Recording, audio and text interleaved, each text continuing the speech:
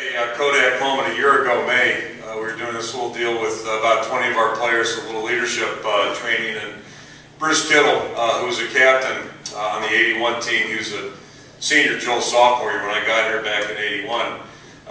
Bruce was talking to the group, and he said he had just had his 50th birthday. And I'm thinking to myself, hold it, how could a guy I coached have a 50th birthday? So that was a little bit of awakening. Now I'm going through the same thing with Joel.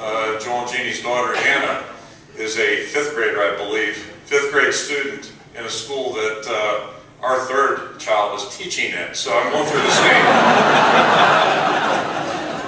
same experience. You know, it's one of those deals. And I did tell Jerry one time back in the '80s, I said, you know, the only mistake you and Joanne made was not having more children. Because I'll tell you, I wish those boys had kept on coming.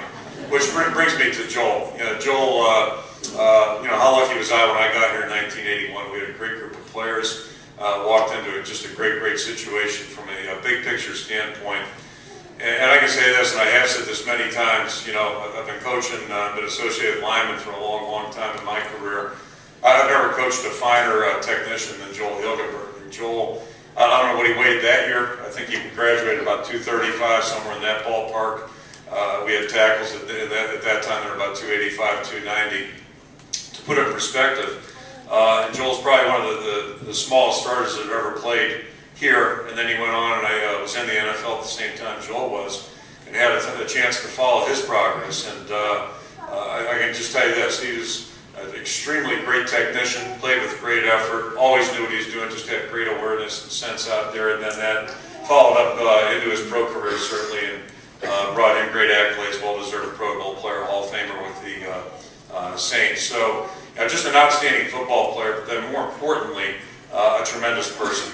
And we've been very fortunate. Joel is in town, as you know, and spends a lot of time watching practice and watching what goes on in our office, sits in on meetings and that type of thing. He has a great aptitude, and now I think I better understand now, you know, 30 years later, why he was such a good player. Just has a great sense and great aptitude, great understanding to what it takes to be a football player. And, you know, that hasn't stopped. So he's done a great job there. More importantly, just a tremendous human being, one of the great people that we've had come through our program. And I say this all the time, the best part about being a coach anywhere, but certainly in Iowa, are the great associations we've been able to have. And then to have them go on 30 plus years, that's what makes it all worthwhile. So Joel, I really appreciate you being here. Appreciate what you do.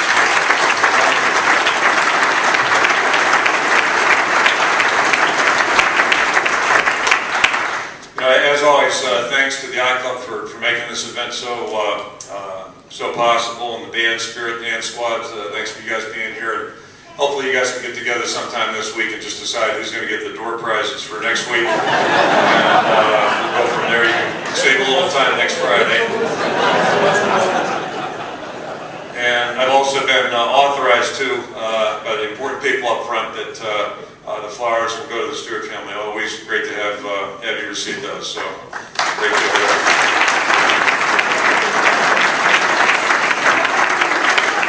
Last but not least, just to follow up on the topic of Norm. Norm continues to really make strides and gain ground. We're very optimistic and hopeful. He'll be back in the office on a very limited basis next week. We'll go slow at the front end, obviously. He's been through a tough period here, but he's really doing well. And I'd really say the best I heard his voice, coincidentally, was the Sunday morning after the Penn State game. We had a chance to get over to Mercy the morning of and visit with him a little bit, and then you know, spoke to him that next morning. He was feeling pretty good. It's been nothing but gaining ground since that time. So we're very hopeful that he'll be with us back in the office again on a limited basis. That'd be pretty appropriate with his old school coming to town, and it'll be great to have him back. But he's making great strides, and we all appreciate your interest and support of Norm. So happy to give you a very positive report there. It seems like months ago since we were together. It's only been 3 weeks, but a lot's happened since then, obviously. As Bob said, the Penn State game was a great game. Most importantly, it was a great environment to walk into. Anytime you play a night game in Kinnick, it's just tremendous. And then the black and gold, you know, we really appreciate the fan participation. It looked outstanding. I've been told it looked great on TV from several people. So thrilled about that. It was an excellent football game. Great Big Ten game out there. Very intense, very hard hitting, and as Bob said too, it's probably it was a good time for a bye week. Certainly, it was basically the midpoint. We were 8 weeks into the season, if you include preseason practice. Our team was a little bit spent, I think, physically. We needed a little time away. Had some guys bumped up a little bit, that type of thing. So the bye week gave us a chance to rest a little bit, the guys that have been playing, and then also really work some of the younger players that needed work. And a guy like Marcus Coker, who had missed so much time, gave him a chance to catch up. A guy like Brad Rogers, who stepped in and did a great job last week, gave him a chance to continue to move forward. So I think it really served two purposes for us. And then obviously we're very happy to go up to Michigan and come out of there with a win. It's tough to win up there anytime. And we were playing a team that going into that game had one loss, had been playing good football. It was an extremely tough preparation.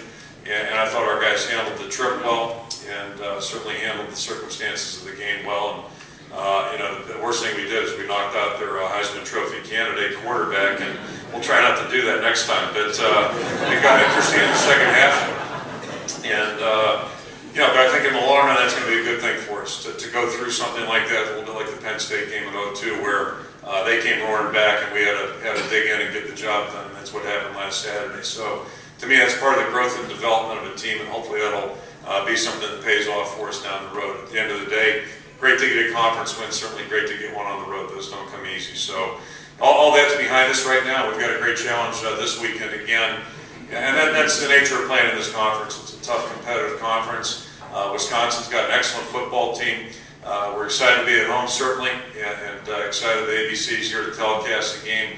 Again, ought to be a great environment. We've got the same four captains with Clayborn and Klug on defense, and Stanzi and Vandervelde on offense. We're thrilled that Sean Green will be in town to be an honorary captain. He gets in today, so we get him back.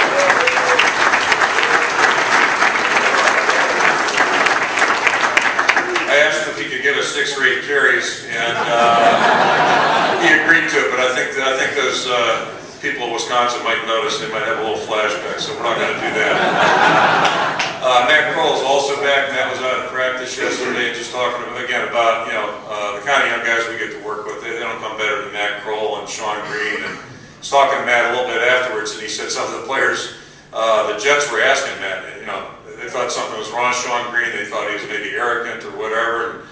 And I told the players it's going to be a short talk today, I can promise you. And that's what Matt's explained to the Jets.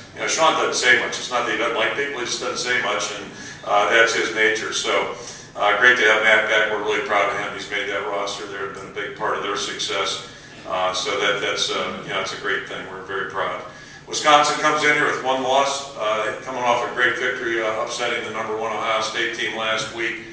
So, we've got quite a challenge. They're a very strong team offensively, a veteran offensive line, the biggest line we'll see during the course of the season, I would imagine.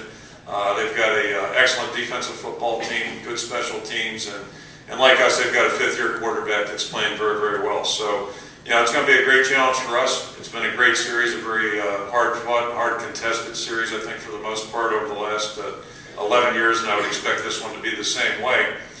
And I got asked, I think by an out-of-town reporter on Tuesday on the Big Ten teleconference about the race, and it's way too early to talk about that. We've played 2 games and we've got 8 to play in the Big Ten, so to talk about the race, I think that's a little premature, but it just gets down to the basics that every week is important, especially if you're in a conference, which we are. So the games last weekend counted equally to this one, but the bottom line is they're all important. I think what you're going to see is 2 teams really compete hard out there, and it ought to be a great, great football game. So, we're thrilled to be back in Kinnick. We're thrilled to be playing an opponent of the caliber of Wisconsin, and it's going to be a great challenge for our team.